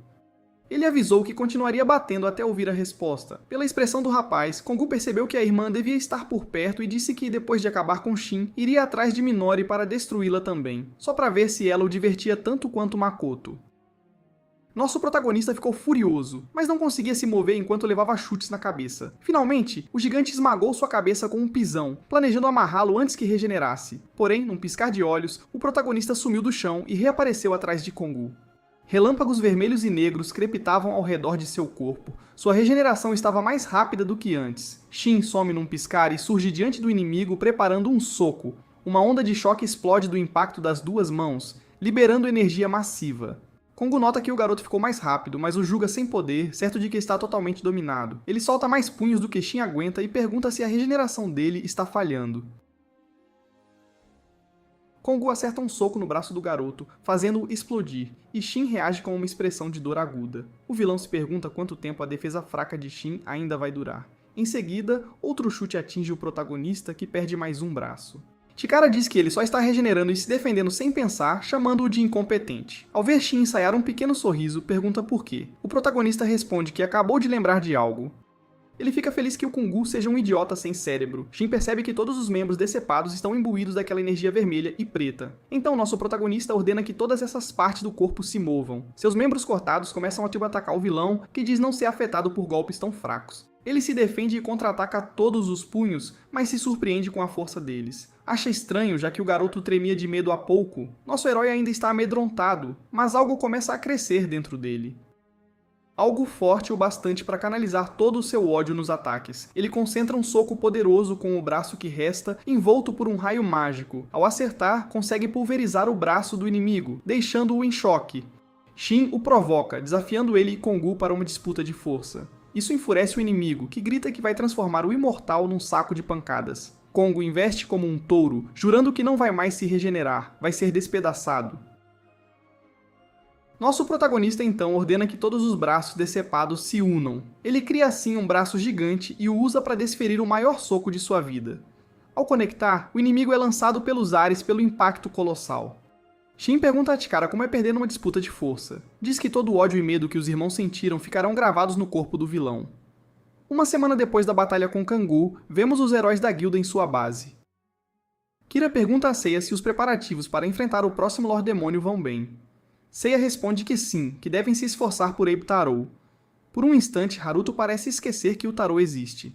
Seiya acha isso estranho. Depois de um momento, Kira diz que só estava brincando e que lembra do Abe. Após aquele climão, Seiya comenta que não viu o Chikara por perto. Kira diz que ele está procurando os irmãos e brinca que os dois foram ótimos sacos de pancadas naquela época. Ele diz ao espadachim para não se preocupar, que Chikara vai trazer os irmãos de volta logo. A atitude dos dois deixa Seiya inquieto. Ele pensa que quando os irmãos voltarem, vai treiná-los até morrer. Nesse instante, um funcionário chega apressado com uma notícia para os heróis. Ele diz que um pacote acabou de ser entregue, mas que não é uma entrega comum. Seiya e Kira correm para ver o conteúdo, muito preocupados. Aya fala que podem ver com os próprios olhos o que há de errado. Aí Seiya percebe partes do corpo do Kongu pelo tatuagem reconhecível. Todos têm certeza de que é o braço do Chikara e ficam profundamente alarmados. Aya lança um feitiço e confirma que não é falso. São partes reais do corpo dele. Seiya reage mal e ela se pergunta, quem seria capaz de eliminar o grandalhão assim? Aya nota os cortes cruéis e o fato de terem enviado as partes para eles, concluindo que só alguém com ódio profundo faria isso. Como Chikara procurava os irmãos, presumem que os garotos são os culpados. Seiya não acredita que aqueles dois tivessem poder para derrotar o Bruto. Kira diz que já tinha dúvidas quando o Teru caiu. Ele era o mais fraco de todos. Mesmo assim, Taru ainda era mais forte que a maioria dos caçadores. E agora Chikara, um dos mais fortes do mundo, foi derrotado. Kira tem certeza de que os irmãos são muito mais fortes do que deveriam ser. Indignado, o espadachim não aceita que eles tenham ficado fortes o suficiente para eliminar o Kongo tão rápido. Haruto então pergunta como eles ficaram tão fortes tão depressa. Seiya explica que eles mataram um ao outro centenas de vezes para upar. Kira acrescenta que derrotando inimigos de nível superior você ganha muita experiência. Os irmãos provavelmente se matavam repetidas vezes para subir de nível rápido, ficando fortes o bastante para se vingar da guilda Byakuren. Essa revelação deixa Aya e Seiya apavorados, mas tentam manter a calma. Mesmo sentindo pena do Chikara, precisam pensar no que fazer agora. Aya lança um feitiço para estabilizar a mente de Seiya, dizendo que ele precisa descansar. Ele agradece e sai do quarto, enquanto Haruto pede à maga que o deixe sozinho um instante. Quando ela vai embora, Haruto pega o braço decepado do antigo colega, sem demonstrar nenhum temor. Mandar um resto de lixo desses para enfrentá-lo nem o assusta. Se acham que vão se vingar só com isso, estão muito enganados.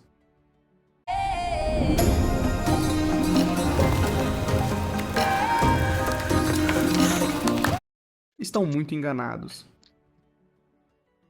Ainda assim, o fato de terem bolado um plano para derrotar o Kongo impressiona. Pisando no olho do ex-companheiro, ele chama os irmãos de idiotas. Só que o olho pertencia a Makoto Shin, que estava vendo tudo por ali.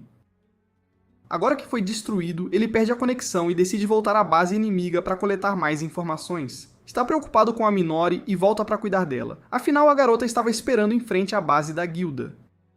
Mandar o pacote foi uma desculpa perfeita para ir ao centro fazer compras, já que a comida da masmorra não era das melhores. Além disso, as roupas dele têm uma espécie de memória corporal, rasgam ou sujam e se consertam sozinhas, bem prático. Ele traz algumas lembrancinhas para Minori, que espera sozinha pelo retorno dele. Voltando para a masmorra, pulando por cima de prédios, percebe algo estranho, caçadores armados perseguindo alguém. O herói para e vê que a pessoa perseguida é uma jovem. Acha melhor não se envolver porque aquela área é controlada pela Byakuren. Mas então os caçadores cercam a mulher, certos de que a pegaram. Vendo que ela para de correr, o protagonista percebe que não pode simplesmente ignorar os agressores. Ele pula do prédio e parte para cima dos caçadores, desferindo socos potentes em dois deles antes que falem palavra. Sabendo que havia motivo para a perseguição, manda a moça fugir e ao observá-la percebe quem ela é e se pergunta o que fazia ali. Enquanto isso, Minori espera na ramagem de uma árvore pelo retorno do irmão. Ele finalmente volta e a irmã, percebendo a garota de capuz nos braços dele, pergunta o que aconteceu. Ao indagar quem é, o protagonista pede que ela se acalme e olhe o rosto da pessoa. Minori fica em choque ao ver que a pessoa é ela mesma. As duas têm exatamente o mesmo rosto, e Shiki Seiya é o orgulhoso comandante da guilda Byakuren e o melhor espadachim do mundo, rank esse. Com um olhar gentil, ele é extremamente popular e adorado pelas mulheres. Seu jeito amistoso e bom humor conquistam todo mundo, porém poucos conhecem sua verdadeira natureza perversa. Certa vez, enquanto estava numa banheira com várias garotas, uma delas derramou vinho acidentalmente na água. Seiya enfureceu-se e eliminou a garota por esse motivo trivial. No passado, ao ver Minori acorrentada, chamou-a de a melhor. Ao contrário das outras mulheres, por mais que a quebrem, ela não conseguia morrer. Ele provou seu ponto cortando-a com sua espada sagrada, se deliciando com seus gritos de pânico. Para ele, torturar mulheres era o maior prazer do mundo, e Shin ficou irritado por ele sempre mirar na Minori. Para calar o irmão mais velho, Seiya enfiou a espada na boca dele. Seiya achava torturar homens sem graça e preferia atacar e brincar com mulheres. Ele a abusou na frente do irmão, mandando-a gritar mais alto. Depois de terminar seu ato perverso, foi ao elevador da base e viu Kira e Teru conversando. Observou-os entrar numa sala que devia ser restrita, só para Haruto. Seiya tentou espiar pela porta, mas Kira percebeu e mandou parar. O espadachim pediu desculpas, disse que só estava curioso ao vê-los entrar juntos. Kira disse que só ia descartar umas coisas e perguntou se Seiya queria dar uma olhada. Curioso, entrou na sala e deu de cara com vários tubos contendo clones da Minori. Haruto explicou que tinha pedido para criar vários clones da Minori Kiryu. A ideia era produzi-los em massa com o poder do Nil para subir de nível mais rápido. Usaram recursos da Byakuren e a tecnologia do Teru para criar os clones, mas o plano falhou. A capacidade de regeneração deles era incompleta. Depois de eliminados 10 vezes, um clone deixava de regenerar. Além disso, não davam pontos de experiência quando derrotados. Mesmo tentando melhorar, Teru achou a tarefa difícil e inútil, então decidiram se livrar de todos. Seiya perguntou se iam mesmo descartá-los todos. Taru respondeu que tinha um truquezinho, pretendia usar os clones ao máximo antes de jogar fora, mas confessou que não estava satisfeito pois não eram reais. De modo perverso, o maior espadachim do mundo pediu que lhe dessem os clones. Taru argumentou que eram inúteis, sem emoções nem autoconsciência, bonecos defeituosos que seguiam ordens, exatamente o que Seiya achava perfeito. Abe achou estranho o quanto ele se excitava com aqueles bonecos, mas Seiya explicou que Abe não entendia. Não era gostar de bonecos, era sobre a Minori Kiryu. Ele a amava e queria usá-los e brincar com ela de todas as maneiras perversas possíveis. Na mente manipuladora dele, todos os direitos sobre ela pertenciam a ele. Kira comentou que ele não era obcecado, era dependente. Haruto, por sua vez, chamou Seiya do pior tipo de escória que se pode imaginar. De volta ao presente, a clone e a verdadeira Minori se encontraram, ambas em choque. Vendo aquilo, nosso protagonista perguntou se sua irmã estava bem. A clone revelou que ainda havia mais uma dúzia de Minores sendo usadas por Ishiki. Ela explicou que, embora devessem ser desprovidas de emoções, a verdade é que elas tinham sentimentos. A clone não soube explicar direito, mas tudo mudou quando, por acaso, viu o rosto da Minori verdadeira na TV.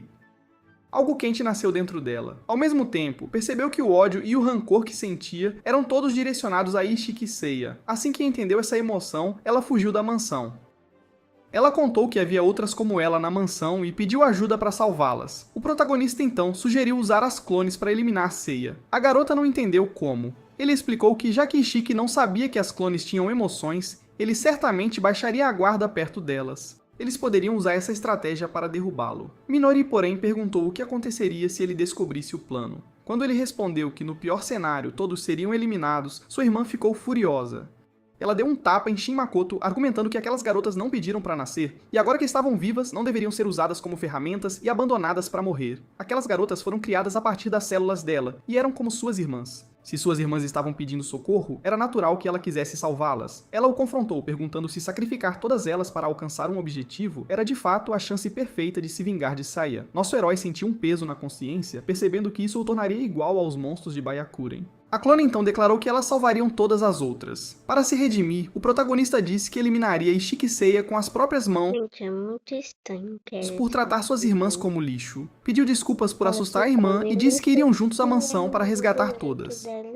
E assim, os dois irmãos atravessaram o portal e, saindo da floresta, seguiram rumo à mansão. Enquanto isso, Seiya castigava uma das clones, furioso porque outra como ela, supostamente sem mente, havia fugido.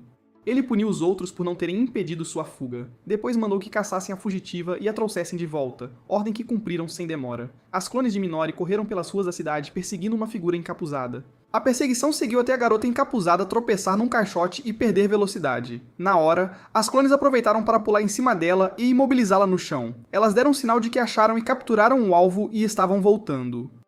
Do alto de um prédio, o protagonista e a irmã observaram toda a captura. Ele comentou que, como esperado, a seguiram depois da fuga combinada. O plano estava em andamento. O protagonista entregou um dos ouvidos a Minori, que marcou um X no rosto como isca. Com sua habilidade de manipular o corpo, ele podia ouvir tudo o que acontecia na mansão pelo ouvido. Se algo desse errado, apareceria na hora para protegê-la. Chegando à mansão de Ishiki, bem maior do que imaginara, as clones bateram na porta e anunciaram a captura da suposta fugitiva.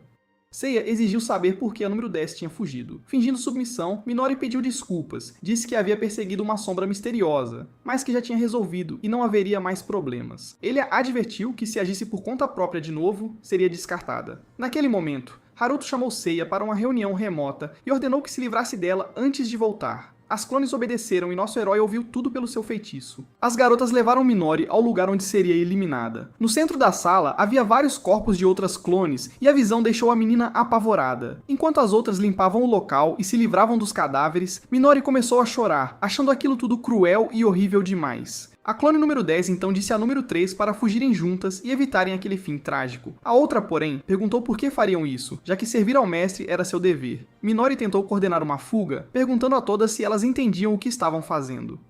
Elas responderam que estavam apenas descartando corpos. Ela insistiu que nunca seriam felizes se ficassem ali, tentando abrir os olhos delas para a realidade. Mas as garotas perguntaram o que era felicidade, dizendo que eram escravas que serviam ao mestre sem precisar de pensamentos ou vontades próprias. Eles existiam apenas para serem usados, punidos e oferecer seus corpos sob ordens. Ao ouvir os pensamentos dos clones dizendo que eram meros objetos, a protagonista ficou furiosa com aquele verme do Seiya. Afirmando que aquilo era errado, Minori gritou que se conhecia melhor do que ninguém e abraçou suas cópias. Ela sabia que haviam sofrido muito e que tudo tinha sido insuportável e doloroso. A clone abraçada pediu para ser solta, mas Minori não largou, afirmando que elas tinham vontade própria e consciência, só não sabiam como mostrar isso. Ela jurou que a salvaria daquela situação. A número 3 não entendia, mas sentiu algo despertar dentro de si. Nesse instante, Ishiki Seiya abriu a porta com um chute, interrompendo tudo. Sem deixar falar, ele as castigou com tapas na cara. Ele concluiu que a número 10 era defeituosa e devia ser descartada. A cena trouxe as lembranças de Minori sobre as torturas na base Byakuren. Seiya desembainhou a espada vendo o ódio no rosto da garota. De repente, uma delas mandou o mestre calar a boca. Ele puniu a número 3 por tentar dar ordens, atingindo-a com o cabo da espada. Ao ver que todas começavam a ganhar consciência, cansou-se e decidiu acabar com elas de uma vez. Quando ele ergueu a lâmina para a número 3, a minoria original se pôs na frente dela. Ishiki, ao perceber que ela havia protegido a contraparte, ficou pasmo. E ao cheirar e provar seu fluido vital, reconheceu algo familiar. A garota tentou atacá-lo, mas ele foi mais rápido e cravou a espada no peito de Minori. Só então percebeu que era a verdadeira Kiryu Minori, e o protagonista ouviu tudo através do feitiço. Depois que a irmã é descoberta pelo vilão, Shin parte para resgatá-la. Movendo-se em alta velocidade, ele invade a mansão de Ishiki. A sirene toca e o inimigo percebe que o irmão de Minori veio salvá-la, jurando que Shin enfrentará o inferno. A casa está protegida por inúmeros clones armados. São clones treinados para o combate e todos parecem com a irmã mais nova do Shin. O vilão quer ver até onde ele chega enquanto o protagonista desvia de cada ataque. Os clones tentam acertá-lo com lanças, ele evita tudo, até que um ataque surpresa decepta seu braço, como sempre. Inesperadamente, o clone número 10 aparece para ajudá-lo, afastando a guerreira que o atacou. O outro clone pergunta o que ela está fazendo e ela explica que Shin é o irmão mais velho original de todos eles. Em resposta, a guerreira diz que não liga. A ordem do mestre é eliminar todos os intrusos sem exceção. Por proteger um invasor, o número 10 virou alvo também, e agora é considerado o inimigo. Os clones se preparam para eliminá-la, mas então Shin recupera-se e pega sua máscara. Ao colocá-la, uma energia imensa começa a girar ao redor e ele pede ao clone 10 para deixá-lo resolver tudo.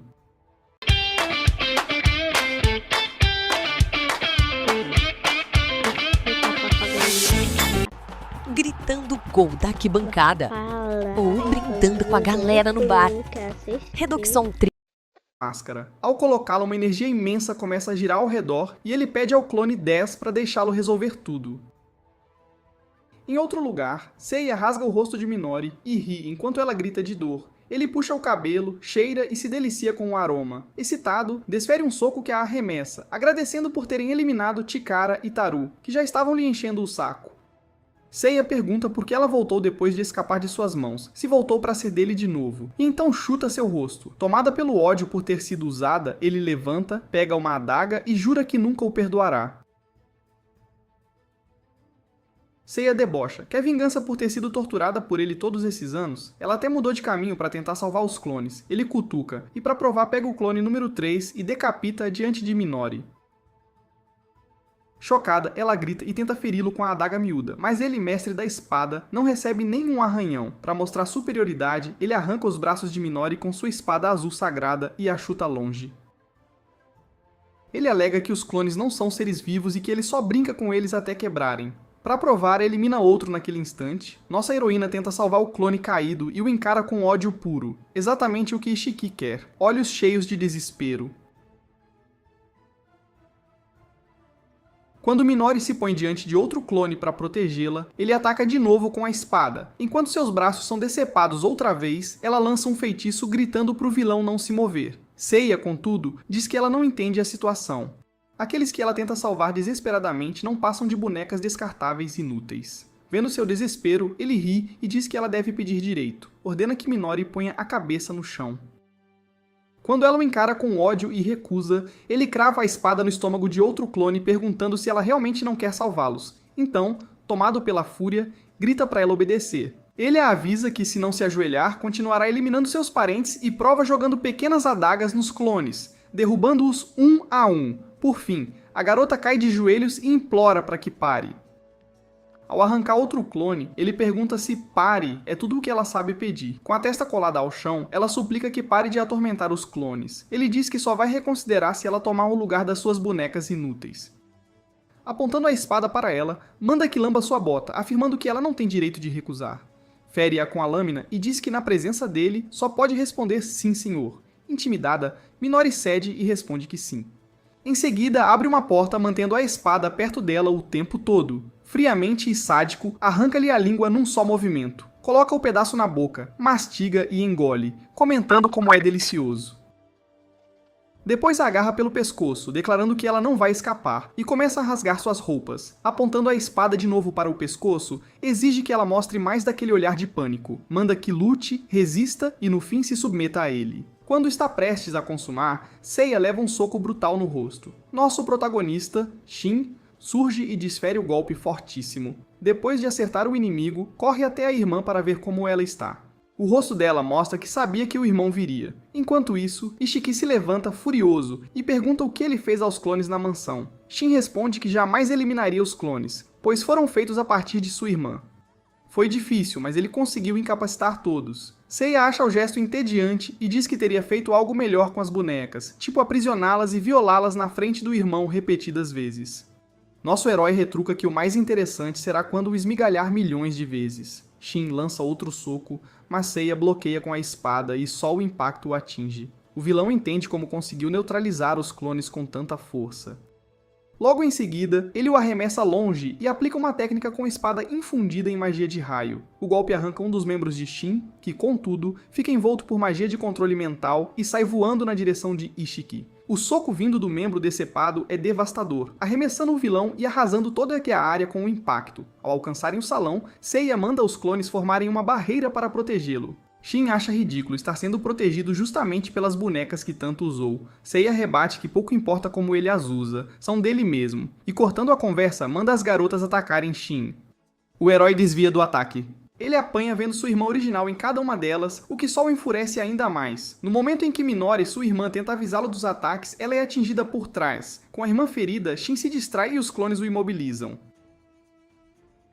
Desesperado, ele grita para que o soltem, vendo sua irmã ser atacada ao mesmo tempo. Nesse momento, Shin leva um golpe pesado por trás de Ishiki Seiya. Exultante, o vilão exclama que Shin deveria estar protegendo sua irmãzinha. Nosso protagonista se desculpa por causar dor à sua irmã e aos clones, já que uma delas também foi atingida. No entanto, a clone número 3 diz que essa é a função dela. Intrometendo-se na conversa, Ishiki diz que a única função dela é obedecê-lo. Ele fica irritado com o olhar de Shin e começa a atacá-lo, mas o protagonista desvia de cada golpe. Quando o herói chega a ter um ponto alto estratégico, Seiya ameaça eliminar um dos clones de Minori. No momento em que ele desfere o golpe que era para a garota, Shin pula na frente e o recebe. Continuando seu ataque, o vilão pergunta se ele não vai revidar. Se o fizer, ele torturará sua irmã em seu lugar. Seiya pega sua grande espada e usa o devastador golpe de vento, cortando-o em pedaços. No chão, gravemente ferido e em pedaços, Seiya diz que o fará assistir a tudo que fará com sua irmã. Depois de chutá-lo, o garoto se levanta muito rapidamente, regenerando-se. Ishiki o chama de morto-vivo inútil, mas Shin se posiciona para proteger todos os clones. As garotas questionam por que ele as protege, e Shin responde que faz isso porque quer proteger sua irmã. Seiya diz que elas são apenas bonecas feitas com a tecnologia de Byakuren, e não sua irmã de verdade. Chamando-as de escravas, ele as ordena a eliminá-lo imediatamente. Desesperado, Seiya grita para que obedeçam às suas ordens. Elas, no entanto, parecem entender o que está acontecendo agora e ninguém responde.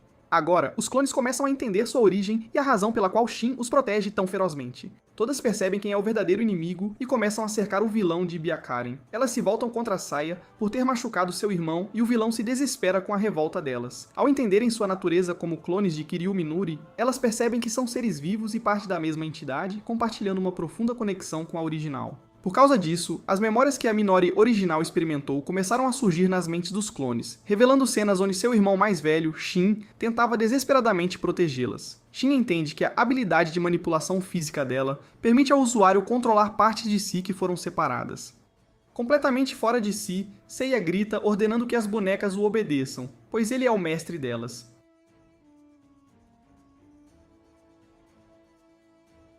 Elas deveriam seguir suas ordens, mas agora, qualquer um que tente machucar seu irmão se torna um inimigo. Ishiki ameaça cortar todos ali em pedaços com sua espada, porém Shin não permite e desfere outro soco massivo no vilão.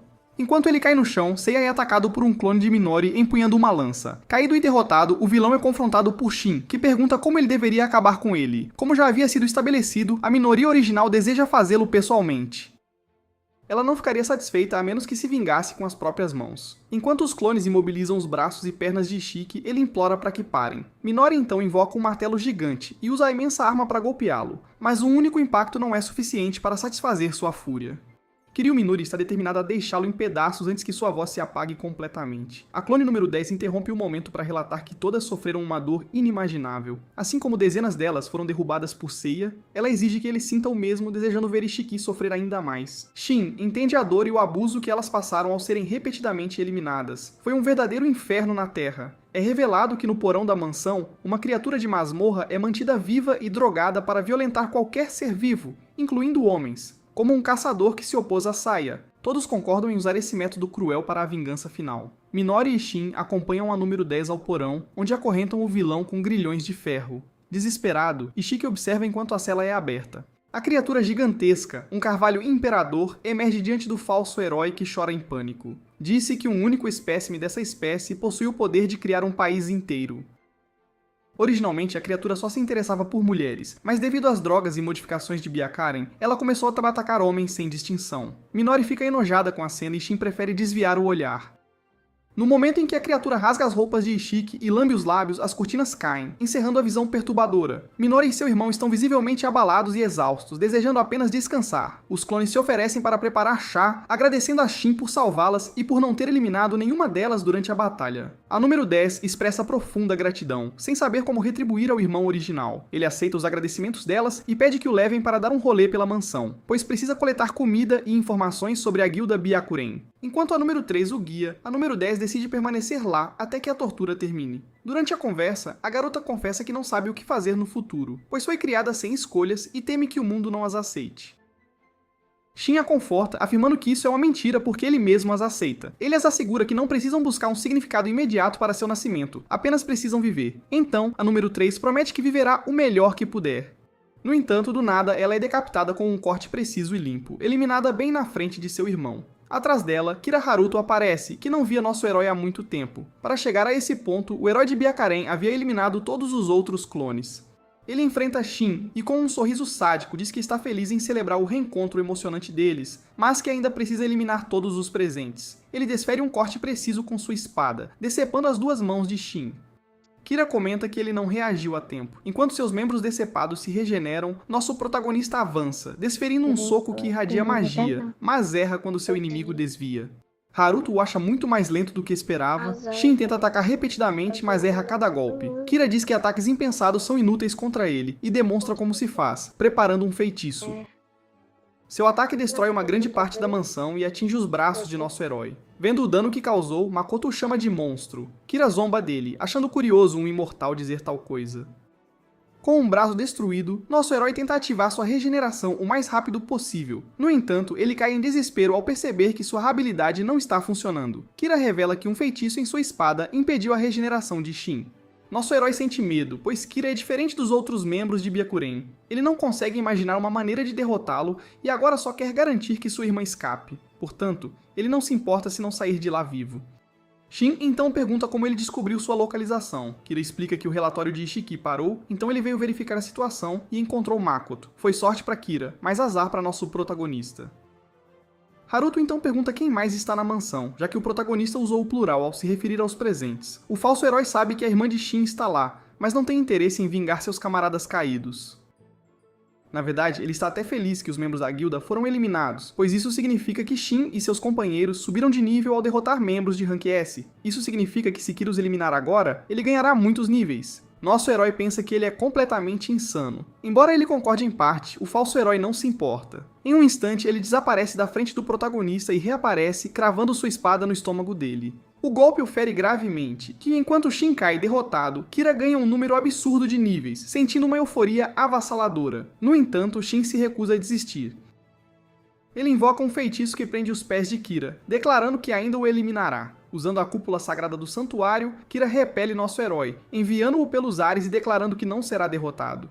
Em seu nível atual, o protagonista não consegue nem tocá-lo e continua a levar golpe após golpe, perdendo seu fluido vital. Sua regeneração não consegue acompanhar o poder absoluto de Kira. O inimigo então oferece uma chance a Shin. Shin pergunta se ele está mentindo e Haruto responde que tudo depende das ações do protagonista. Em pânico total, Shin se ajoelha diante do inimigo e pede que leve apenas ele. Ele implora para que poupe sua irmã, e Kira ri, zombando de sua falta de dignidade e orgulho. Mas na verdade, Kira estava mentindo e planejava eliminar os dois. Cheio de raiva, nosso herói grita e tenta socar Kira, que desvia para trás. Nesse momento, todos os clones restantes e a Minori original aparecem para proteger seu irmão. Haruto nota que Shin cuidou bem delas e que ainda restam algumas. Quando Minori aparece, o protagonista grita para que parem, pois não são páreo para ele. Os clones começam a ser destruídos um por um, mas elas dizem que mesmo que não possam vencer a luta, podem ganhar tempo para os dois escaparem. Enquanto Haruto avança sobre Shin, elas se sacrificam para retribuir por tê-la salvado do inferno em que viviam. Usando um feitiço de teletransporte instantâneo, um dos clones conseguiu tirar os dois irmãos de lá, sãos e salvos. Kira erra seu ataque e percebe que um feitiço daquele nível exigiria uma quantidade imensa de mana. Vendo a conjuradora desabada no chão, ele considera a situação problemática. No entanto, ele sabia que mesmo que todos os clones o atacassem de uma vez, elas não teriam chance de derrotá-lo. De repente, uma delas rasga a própria blusa, revelando um truque final relacionado à sua função original. Afinal, Ishiki havia planejado usá-las repetidamente e depois descartá-las. A clone número 10 ativa uma bomba biológica mágica, liberando a energia da alma condensada em um cristal alojado em seu peito.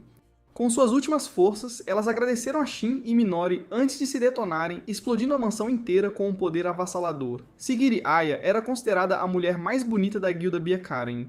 Com sua beleza estonteante, comportamento gentil e atitude imparcial, todos se apaixonaram por ela. No entanto, apenas aqueles infelizes o suficiente para passar um tempo sozinhos com ela, descobriram o terrível segredo que ela escondia, como um certo homem que a pegou se banhando em fluido vital e testemunhou sua verdadeira face. 6 meses atrás, ela desceu para o bunker secreto no porão da guilda. Ao entrar na sala onde os irmãos estavam presos, ela verificou quanto fluido já havia sido coletado. Percebendo que o progresso estava apenas na metade, ela decidiu acelerar a taxa de extração.